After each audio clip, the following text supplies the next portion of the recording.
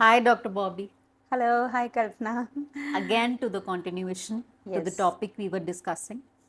Uh, पिछले podcast में हमने बात की थी बिलीफ्स की कि जी. बिलीफ होता क्या है, Yes. उसकी डेफिनेशन क्या है, हमने ये समझा था Hmm. ज़्यादा। तो अलग अलग तरह के आपने हमें बताए थे। Definitely. तो अब उसी लड़ी में जो मेरे मन में एक सवाल आ रहा है, जी.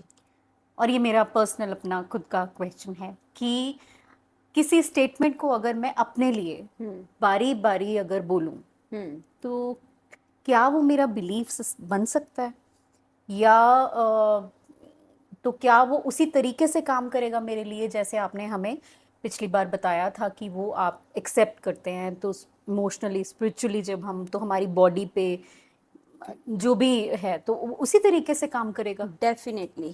You are absolutely right कि जो स्टेटमेंट हम बारी बारी बोलते हैं या जो एक बात हम बारी बारी कहते हैं, सोचते हैं, करते हैं, वो हमारा बिलीफ बन जाता है. अगर हम एक एग्जांपल लें, जब प्री नर्सरी नर्सरी में बच्चे स्कूल जब इनिशियली जाते हैं, तो उनको वैसे तो वो बात करनी आती है उनको, लेकिन उनको ना ABC आती होती है, ना 1 2 आता है, ना क ख, कुछ भी कोई लैंग्वेज नहीं आती होती, राइट. सो क्या होता है कि क्लास में पहले तो टीचर उनको एक एक वर्ड करके सिखाता है, बोलना भी, लिखना भी, फिर एक एक लाइन, फिर 2 लाइंस, ऐसे करके, मतलब कितने को अल्फ़ाबेट्स होते हैं A to Z.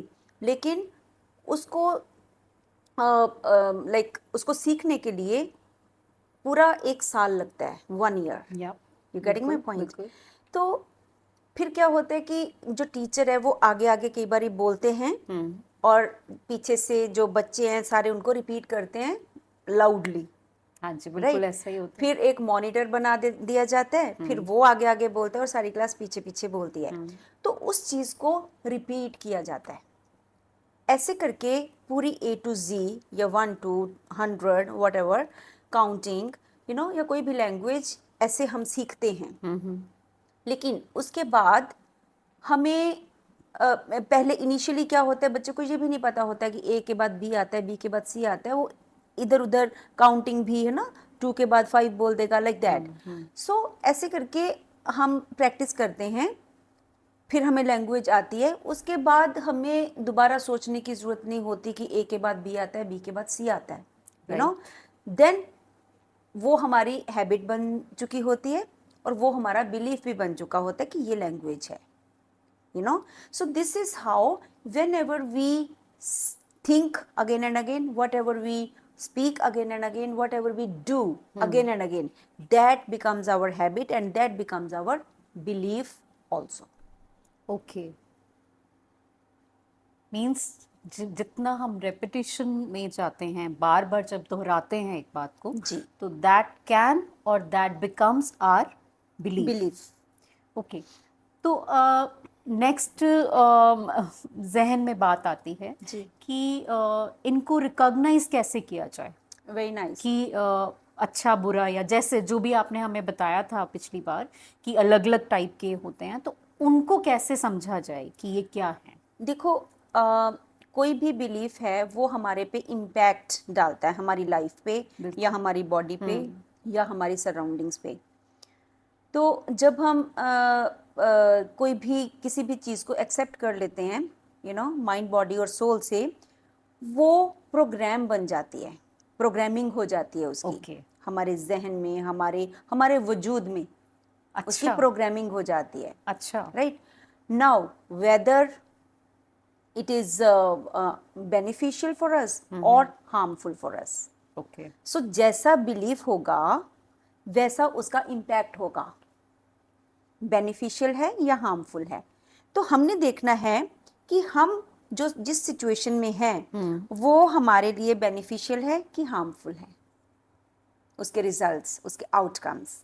और अगर वो आउटकम बेनिफिशियल है, इसका मतलब वो बिलीफ हमारा पॉजिटिव है. ओके, अगर, और हम कंफर्टेबल भी हैं. और अगर हमारा जो उस चीज़ का आउटकम है या रिजल्ट है वो हार्मफुल है, इट मीन्स हमारा जो बिलीफ है वो नेगेटिव है. So this is how we can see कि हमारा जो बिलीफ सिस्टम है या जो बिलीफ है पर्टिकुलर, वो नेगेटिव है या पॉजिटिव है। ओके। एक्चुअली अब मैं इतना उसमें खो गई हूँ इस सब्जेक्ट में कि जैसे आपने मुझे बताया अभी कि दैट मीन्स कि जो present, this is my life, right now I am sitting in front of you, तो दैट मीन्स कि जो भी सब है मेरी लाइफ में, it is all because of me. एक यस, बात ये हो गई। तो that means I find an opportunity. आपकी बातों से मुझे ऐसा महसूस हो रहा है, क्योंकि आपने रेपिटेशन की भी बात की, दैट मीन्स हम इसको चेंज कर सकते हैं। Definitely. Oh am I right? Yes, oh yes, okay. You are absolutely right. हम चेंज कर सकते हैं, लेकिन चेंज करने से पहले हमें ये पता होना चाहिए कि हमने चेंज करना भी क्यों है। Okay, yes for yes example, yes. जैसे आई एम अ डॉक्टर और मैं हिप्नोथेरेपी भी करती हूँ, थीटा हीलिंग भी करती हूँ, मेडिकल प्रोफेशन में भी डॉक्टर हूँ। तो कई बार क्लाइंट्स आते हैं मेरे पास काउंसलिंग्स के लिए, राइट। तो हम हीलिंग्स करते हैं या कई बार मेडिकेशन भी देनी पड़ती है, तो वो मेडिसिन्स भी ले लेते हैं और उनको बात समझा भी दी जाती है, यू नो, या काउंसलिंग्स भी कर देते हैं। Even then there is no healing, फिर भी वो हील नहीं होते। और कई लोग ऐसे होते हैं कि उन पे हम पूरा प्रोसीजर भी नहीं करते, वो एक सेशन के लिए आते हैं, जस्ट इंटरव्यू करते हैं। बिकॉज मेरी आदत है, I am a solution oriented person, तो मैंने साथ साथ में सॉल्यूशंस दे ही देने हैं। एंड उसके बाद वो इंसान आता नहीं है, तो बाई चांस आफ्टर 2-3 मंथ्स मेरे को कहीं पे मिलते हैं, तो मैं पूछती हूँ कि आप दोबारा आए नहीं, तो वो कहते हैं कि अरे आपने जो बोला था हमने वो किया, हमारा सॉल्यूशन हो गया, हमारी प्रॉब्लम सॉल्व हो गई, वंडरफुल। You know.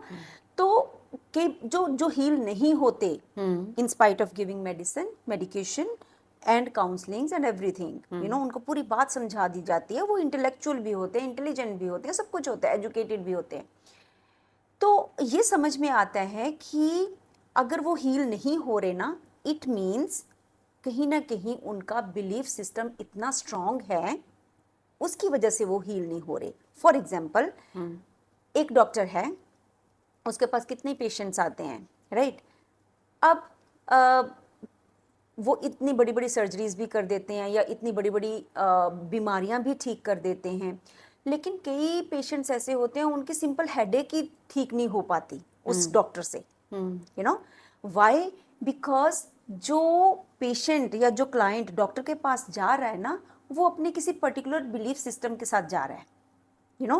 कई लोग ये देखते हैं ये कहाँ से एजुकेटेड है, ये कितना पढ़ा लिखा है, इसके पास कितने पेशेंट्स आते हैं। अगर उस टाइम पे कोई उसके पास पेशेंट नहीं है, वो सोचते हैं ये तो वेला बैठा रहता है, यू नो, इट मीन्स इसका काम नहीं चलता, it means he is not intelligent, अरे मैं ठीक भी हो जाऊंगा, नहीं हो जाऊंगा। और उससे पहले जाने से पहले गूगल पे अपने सारा रिसर्च करके जाते हैं, और वही वहाँ पे, मतलब वो अपने आप को खाली नहीं करके जाते, you know. What would you receive when you are already full, you know. और कई बार ये भी होता है, मेडिकेशन नहीं चाहिए होती, डॉक्टर उसको बता देता है कि बस इन चीज़ों का ध्यान रखना है, अदरवाइज यू आर ओके, और कोई मेडिसिन की ज़रूरत नहीं है।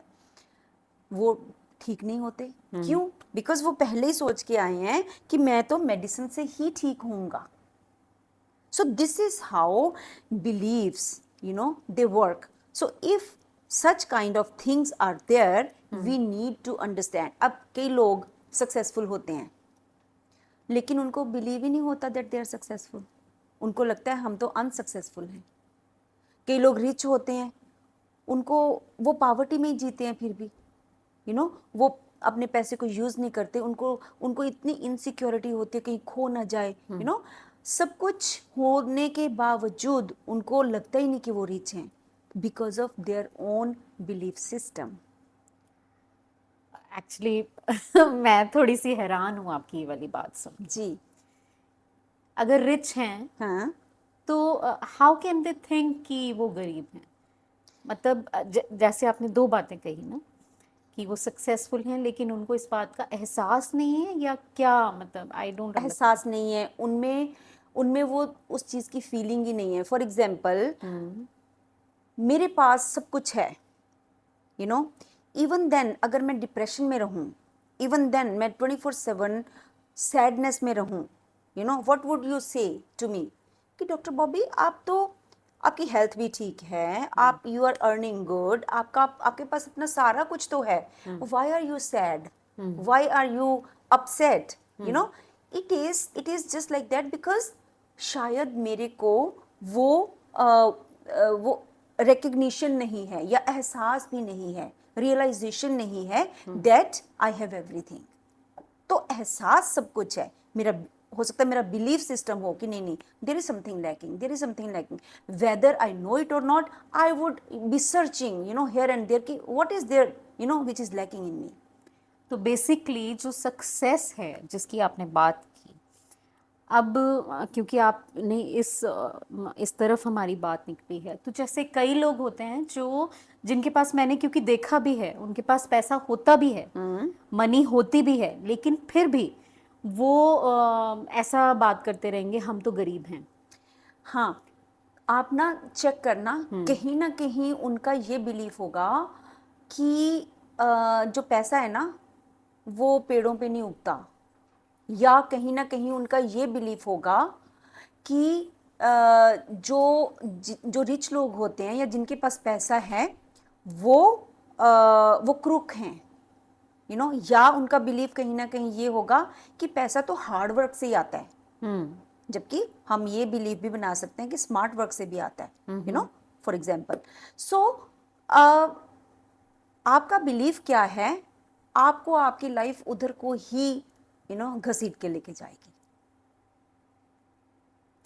It is so wonderful to understand this concept because जैसे हम देख रहे हैं, दुनिया में भी देख रहे हैं, मैं अपने आसपास अपने फ्रेंड्स भी देखती हूँ, कलीग्स भी देखती हूँ, ये जैसे जो आपने अभी कहा कि सक्सेस वाली बात या मनी वाली बात, इन लिटरल टर्म्स मैंने ये देखा है कि उनके पास पैसा भी है, they are living a very good life, but still they make hue and cry of this, रोते रहना बार बार कि ये अच्छा नहीं है। तो मैंने देखा है कि उनकी हेल्थ पे बहुत इफेक्ट होता है इन सारी बातों का, कि ये ठीक नहीं है या वो ठीक नहीं है। यस, तो मतलब कि जो बिलीफ है, जैसे आपने ये कहा, आई एम जस्ट आस्किंग,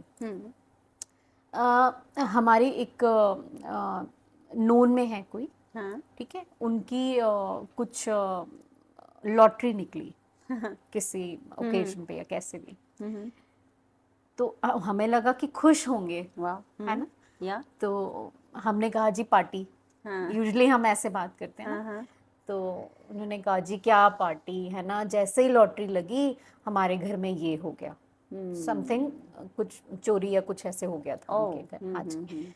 तो मैं जब ये उन्होंने मुझे इंस्टेंस बताया तो मुझे थॉट यही स्ट्राइक हुआ कि क्या ऐसा हुआ होगा कि एक तरफ से तो पैसा आया और दूसरी तरफ से चला गया। हाँ, बिकॉज कि जिन लोगों का बिलीफ ये होता है ना कि money comes easily to me, शायद उनका वो बिलीफ ना हो। कुछ लोग ये सोचते हैं money comes in a harder way, तो उनकी तो लॉटरी निकली थी तो वो तो जाना ही था। नहीं नहीं, ऐसे इतना सिंप्लीफाई ना करें आप इसको थोड़ा सा और बताएं, क्योंकि देखिए मनी एक ऐसी चीज है जो सबको चाहिए। हाँ, see, okay, let us take this example. अब मनी वाली अपनी बात याद रखना। अगर हम एंगर की बात लें, ओके, एक इंसान की प्रोग्रामिंग हुई हुई है या बिलीफ है कि मैं तो, मेरे में गुस्सा बहुत है, मैं बहुत स्ट्रिक्ट हूँ, मैं बहुत गुस्से वाला हूँ, ये वो, है ना, and he believes in that statement of, I mean concept, है ना, कि वो हो है ऐसा। और ऑल ऑफ अ सडन उसके दिमाग में आता है कि नहीं यार, ये चीज़ जो है ना ये मेरे को सर्व नहीं कर रही इन अ गुड वे, तो मेरे को प्यार से बात करनी चाहिए, प्यार से रहना चाहिए, मुझे हर इंसान के साथ प्यार करना चाहिए, ये थॉट आया उसको। अब ये कॉन्ट्राडिक्टरी हो गए ना, उसका बिलीफ क्या है, मैं एंग्री पर्सन हूँ, लेकिन वो कह क्या रहा है कि सबसे प्यार करना चाहिए। अब वो किसी ऐसी सिचुएशन में चला जाता है जहाँ पे वो कोशिश करता है प्यार से बात करने की, पर अंदर हार्ड वायरिंग किस चीज की हुई है? एंग्री। एंगर की। तो वो जो दिखावा है, काइंड ऑफ दिखावा हो गया ना, तो दिखावा वो कितनी देर कर लेगा प्यार करने का?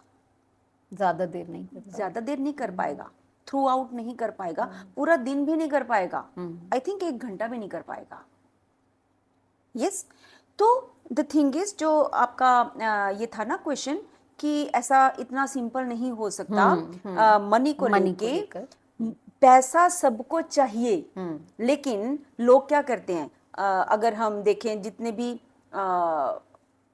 कलाकार लोग होते हैं, अगर हम उनको मोस्टली देखें, वो पावर्टी में रहते हैं। क्यों? क्योंकि एक ऑनेस्ट एनवायरनमेंट से आते हैं, उनके पेरेंट्स ऑनेस्ट होते हैं, सब कुछ है, तो वो अपना वो बिलीफ सिस्टम बना के आए हैं, और वो उस चीज़ को पता है कैसे कहते हैं? अरे पैसे की बात नहीं है, पैसा नहीं हमें चाहिए, हमें तो इज्जत चाहिए। एंड पिछली पॉडकास्ट में हमने क्या इक्वेशन की थी? Whatever frequency we carry, whatever we say, whatever we think, whatever we believe in, we attract same kind of situations or persons or whatever from this universe. तो जब पैसा नहीं मिलता, इज्जत तो उनको मिलती है, राइट? अब कितने अगर हम शायर लोग देखें, फाइनेंशियली तो वो ठीक नहीं थे, लेकिन उनका जो बोलबाला है वो आज तक है। क्या ये चाहिए था उनको? क्या उनकी फैमिली को ये चाहिए था? उनकी फैमिली को तो खाना खाना था ना। बिल्कुल बिल्कुल। सो ये जो कहना पैसा नहीं चाहिए, इज्जत चाहिए, ये नहीं होता। अरे खाना पेट भरने के लिए पैसा चाहिए होता है। फिर ये कह देना कि पैसा तो सबको चाहिए, पैसा किसको प्यारा नहीं होता? अरे ये बात मेरे साथ तो कम से कम मत करो। पैसा किसको प्यारा नहीं होता? अगर पैसा हर एक को प्यारा है, then why are you not getting it? तुम्हें मिल क्यों नहीं रहा? कौन सा ऐसा बिलीफ सिस्टम है जो पैसे को तुम्हारे से दूर धकेल रहा है? So this is what we need to understand, we need to identify or recognise in us. Thank you. चलिए, इसके साथ ही एक और बात आती है। जैसे आपने पैसे की बात की, यस, है ना, जैसे हमने एंगर की बात करी, यस, मुझे यही बात यही बात आपकी बातों से समझ में आ रही है कि हम सॉल्यूशन की तरफ जा रहे हैं। डेफिनेटली। ठीक है, तो दैट मीन्स इसका अगर प्रॉब्लम है तो उसका सॉल्यूशन भी है। डेफिनेटली। एंड डेफिनेटली आपके पास तो है ही है। तो आप जरा जाहिर करें। वो सबके पास होता है कल्पना। The thing is we need to awaken ourselves basically, है ना। तो okay, so the thing is कि अब अगर हमने बिलीफ सिस्टम की बात कर रहे हैं, तो सॉल्यूशन में बिलीफ वर्क आएगा। अगर हम अपने बिलीफ्स पे काम करना है तो उसको बोलते हैं बिलीफ वर्क। Okay, right. उससे पहले हमें थोड़ी सी चीज़ें समझने की ज़रूरत है कि एक तो ये कि हमारा जो माइंड है वो 2 तरह का होता है, चेतन मन और अचेतन मन, मतलब कॉन्शियस माइंड और सबकॉन्शियस माइंड, और एक हमारी बॉडी होती है, जो कॉन्शियस माइंड होता है ना, it is just like a processor, जो डिसाइड करता है, डिसीजंस लेता है, स्ट्रेटजीज बनाता है, ठीक और गलत को देखता है, एनालाइज करता है, जज करता है। हमारा कॉन्शियस माइंड करता है, प्रोसेसर है ये। उसके बाद जो हमारा सबकॉन्शियस माइंड होता है ना, वो स्टोर हाउस होता है of all the information, of all the memories, of all the what ever is happening with us, तो इसका मतलब वो हार्ड ड्राइव है कंप्यूटर की, हार्ड ड्राइव, जहाँ पे सारे प्रोग्राम्स जो हैं वो स्टोर हो जाते हैं, सेव हो जाते हैं, जस्ट लाइक फाइल्स, अलग अलग फाइल्स में, राइट।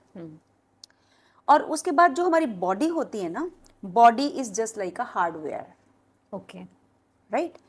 तो क्या होता है कि हमारा कॉन्शियस माइंड कुछ डिसाइड करता है, और उसके बाद जो हम बारी बारी कुछ भी सोच रहे हैं, बोल रहे हैं, जैसे आपका क्वेश्चन था, तो वो हमारे सबकॉन्शियस माइंड में जाके स्टोर हो जाता है। अब जो स्टोर हो जाता है सबकॉन्शियस माइंड में, तो हमारे ब्रेन के थ्रू सिग्नल्स लेके हमारी बॉडी पे असर करती है वो चीज। This is how a belief works, this is how a belief system works. तो अब आप मुझे ये बताएं कि इस पे हम काम कैसे करें, हम बिलीफ सिस्टम को, अपनी बिलीफ्स को हम चेंज करें, उनको रिप्लेस करें, हम किस प्रोसेस से गुजरेंगे इसको करने के लिए, और क्या क्या हम इसमें कर सकते हैं। मतलब मेरे एंड से ऐसा क्या है कि मेरा एक बिलीफ सिस्टम जो मेरा बना हुआ है इतने समय का, वो बदल जाए, नया एक अच्छा ऐड हो जाए कुछ, so that I can make my life much better than before. Yes.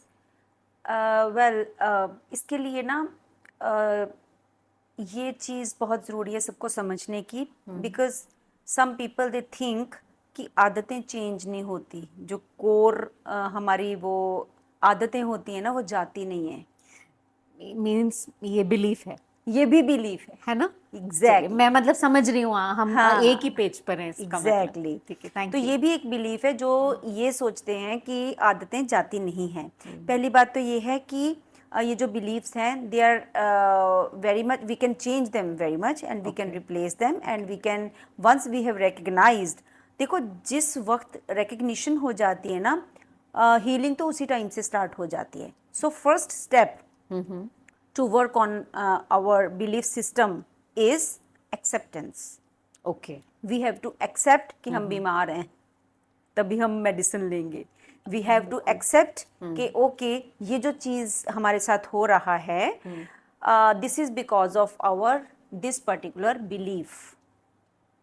You know, ये हमें पता होना चाहिए। और जब हमें पता हो गया, एहसास हो गया, तो एक्सेप्टेंस आ गई, वहाँ say that is the first step towards that healing, towards that growth, कि हम अपना जो है वो चेंज रिप्लेस कर सकते हैं बिलीफ को। तो दैट मीन्स ये इतना आसान भी है कि जैसे हम मैं शीशे के आगे खड़ी हूँ, मुझे यहाँ दिखा कि कुछ स्पॉट है, तो मैंने उसको क्लीन कर लिया। Is it that simple? Very nice. Yes, absolutely that simple. Because some people they think it is not that simple. But as you know me, Kalpana, and I also know you, हमारे लिए I think कुछ भी difficult नहीं होता. You know, everything is easy for us. That is why we are, able to, like, able to resolve or solve our such big problems and challenges in our life, right? Yes. So the first step is acceptance, and the another is once I have accepted, now उसके बाद मेरे को ready होना होगा change होने के लिए, because एक एक्सेप्टेंस तो हो गई, अब जो चेंज लाना है, हो सकता है आपको किसी के थ्रू चेंज आए, कोई आपको समझाए, तो वहाँ पे भी कई बार ईगो आड़े आ जाती है। बिल्कुल बिल्कुल, राइट। तो ये जो रेडी टू चेंज है ना, ये जो फ्लेक्सिबिलिटी होनी, ये मस्ट है। ठीक है, मतलब वहाँ पे रेजिस्टेंस नहीं आनी चाहिए हमारे में, we have to go with the flow, right. और once we are ready to change, उसके बाद हमें ये समझ में आ गया, जैसे एंगर है ना, सपोज एंगर वाला है और मेरे में एंगर है, मैंने ये सोच लिया कि अब से मैंने प्यार से बात करनी है, राइट। अब मैंने स्टार्ट कर दिया, बारी बारी थोड़ा टाइम के लिए किया, उसके बाद फिर मेरे को एंगर आ गया। डिस्करेज नहीं होना, ओके, बिकॉज वही जो बच्चे वाली एग्जाम्पल, ABC कैसे सीखते हैं हम, 1 2 3 कैसे, काउंटिंग कैसे सीखते हैं, प्रैक्टिस। हम उसके लिए सिर्फ 1 to 100 या ABC सीखने के लिए, क ख सीखने के लिए पूरा साल लगाते हैं। That is okay if you have started working on your anger, और आपका 1 घंटा ठीक निकल गया, उसके बाद आपको दोबारा किसी बात पे एंगरनेस आई है, एंगर वहाँ पे पैदा हुआ है, that is perfectly fine. Again you have recognised, अगेन you have to start it from there. Okay. So practice, you have to practice and consistency has to be there, okay, right? And उसके बाद जब हम किसी चीज़ को बारी बारी करते हैं, वो बिलीफ में चेंज हो जाती है, बिकॉज वो हमारे सबकॉन्शियस माइंड में घर कर जाती है। जैसा हमने पहले डिस्कस किया था जैसा पहले डिस्कस कि हम बार बार अगर एक स्टेटमेंट को रिपीट करते हैं तो यस वो हमारा बिलीफ वजूद सिस्टम का हिस्सा बन जाती वजूद है। का हिस्सा बन जाता है। Exactly Exactly. ठीक है। सिमिलरली जब हम कुछ अच्छा करते हैं वो भी हमारे वजूद का हिस्सा बन जाएगा ना।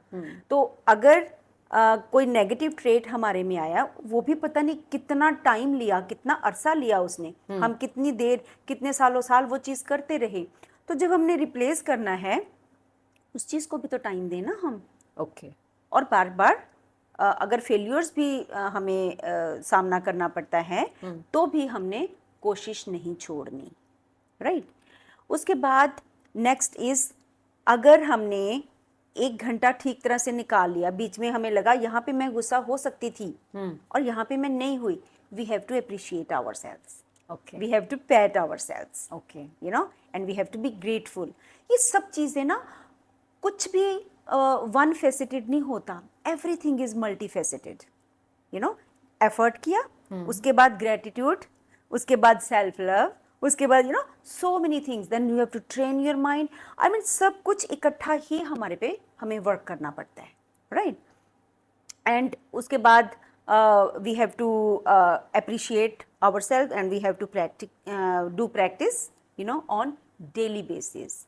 And once we are able to change our habit or belief, just one, you know, and we appreciate ourselves and we are grateful, this is how we would be able to next time जो next वाली habit होएगी या belief होएगा उसको change करने के कम अरसा लगेगा because हमें अपने पे confidence आ गया, हमारी self esteem भी up हो गई, हमारा confidence भी up हो गया।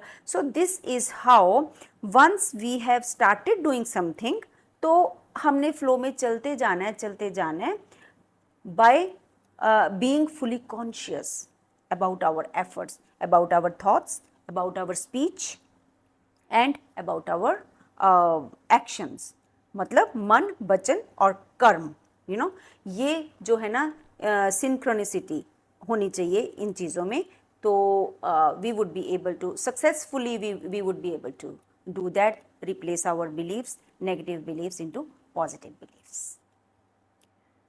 That is just so wonderful to understand this thing. Thank you so much. That जैसे अभी अभी आपने बताया कि मन वचन कर्म से जब हम एक होंगे उस बात के लिए, तो वो डेफिनेटली एक पॉजिटिव आउटकम लेकर ही आएगा। Definitely, for sure. तो I am super grateful Thank you so much. Same here. कि Likewise. आपने इतना सहज तरीके से आपने एक स्टेप्स में हमें बताया कि हम अपने ऊपर काम कैसे करें, कि मैं अपने ऊपर काम कैसे करूं। So thank you so much, Dr. Paul. Thank you so much for having me here. Thank you. Thank you.